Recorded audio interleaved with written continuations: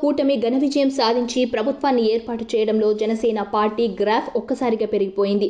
అటు ఏపీలోనే కాదు, ఇటు తెలంగాణలోనూ ఈ విజయం తాలూకు ప్రభావం కనిపిస్తోంది. తెలంగాణలోనూ తమ పార్టీ బలోపేతానికి జన సైనికులు కృషి చేస్తున్నారు. తెలంగాణలోని పలు సమస్యలపై జనసేన తరపున పోరాటం చేయడమే కాకుండా రానున్న సర్పంచ్ ఎలక్షన్స్లోనూ పోటీ చేయాలని జన సైనికులు ఉవ్విళ్లూరుతున్నారు. తెలంగాణలో ప్రజా సమస్యలపై పోరాటం ఉధృతం చేయాలని పవన్ కళ్యాణ్ ఆలోచన. అందులో భాగంగా మొదటి సిరిసిల్ల నేత కార్మికుల సమస్యలపై ప్రధానంగా పోరాటం చేయాలని భావిస్తున్నట్లు సమాచారం. ఏపీలో జనసేన విజయ ప్రభావం తెలంగాణపై ఉంటుందని పార్టీ నేతలు భావిస్తున్నారు.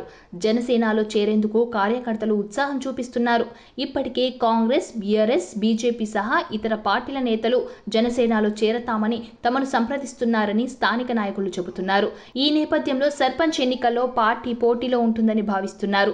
ఈ అంశంపై ఈ పర్యటనలో కీలక నిర్ణయం తీసుకునే అవకాశం ఉందని సమాచారం.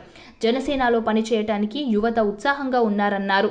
తెలంగాణలో తన అభిమానులతో జనసేనను క్షేత్రస్థాయిలో విస్తరించేందుకు పవన్ ఇప్పటికే ప్రణాళికలు సిద్ధం చేసినట్లు చెబుతున్నారు.